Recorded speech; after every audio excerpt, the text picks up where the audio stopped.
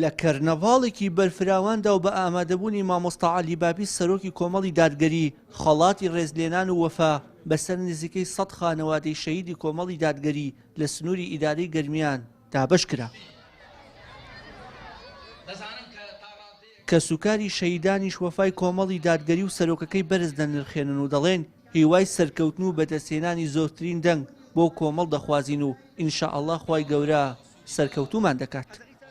ئێمە دەستخۆشی لە کۆمەڵی دادگەریەکەین بۆ بەسەرکردنەوە بۆ ئێمەیان لەبیر بۆ ماڵە شەهیدەکانیان لەبیر بۆ هەمیشە و پشگیریان کردوون و دەمیانەوە هاتوون.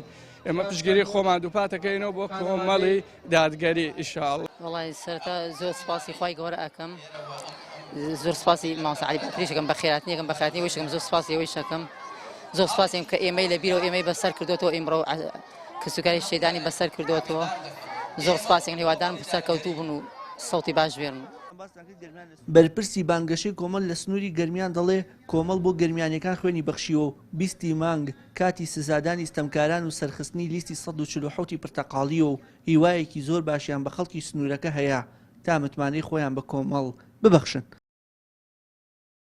ئەم ئاهەنگەشی کە لێرە ڕێخستەوەی ڕایەوەی کە لە بازنەی سلێمانی ئەمە ئاهەنگێکمان ڕێخست بۆ بازنەی سلێمانی هەر بۆ خۆی سازدانی ئەم کەرنەڤاڵە و ڕێزلێنان لە شەهیدانی ڕابوونی ئیسلامی کە لەم سنوورا قوربانیان لە پێناوی سەربەرزی ئیسلام مسلمانان داوە بۆ خۆی گرنگی گەرمیانیەکان لەلای ئێمە دەردەخا و چاوەڕوانی ئەوەشمان هەیە لە هەڵبژاردنەکانی خولی شەشەمی پەرلەمانە گەرمیانیەکان ئەو وەفایە یان هەبێ بۆ کۆمەڵی دادگەری و وەڵامی ئەو خزمەتانەی کۆمەڵی دادگەری کە بەوانی داوە بیدەنەوە و پشتیوانی کاندیدەکانیان بکەن و زۆرترین دەنگیان بۆ کاندیدەکانی کۆمەڵی دادگەری بێ.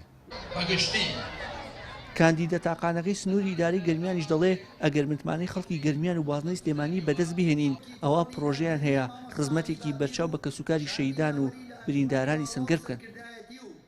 وەخوای پەروەردگار بە بەهەشتی بەرینان شاد کە پاداشتی کەسوکارەکەیان بداتەوە. ئەوەی پێمان بکرێ ئینشاءالله لە پەرلەمان خزمەت بە کەسوکاری شەهیدان، خزمەت بە کەسوکاری لێقەوماوان زیندانیانی سیاسی، ئەوەی پێمان بکرێ پشتیوان بەخوا ئەم ستەمە ڕائەگرین. دوای دابشکردنی خەڵات بەسەر کەسوکاری شەهیدان خوانی ئێوارە لە مەڵبەندی گەرمیانی کۆمەڵی دادگەری ئامادە کرا و بەو ڕێوەسمە کۆتایی بە کەرنەڤاڵەکە هێنرا. بڕیارە کەرنەڤاڵ و ئاهەنگی بەرفراوانی کۆمەڵ لە ناوچەکانی دیکەی هەرێمی کوردستان ئەنجام بدرێت و چاوەڕوانیش دەکرێت کۆمەڵ بەهۆی هەڵوێستەکانیەوە لە تەواوی بازنەکان دەنگ و کورسیەکانی بەرز ببێتەوە. وشار محەممەد، کەناڵی ئاسمانی پەیام، قەزای کەداری ناوەندی ئیداری گەرمیان.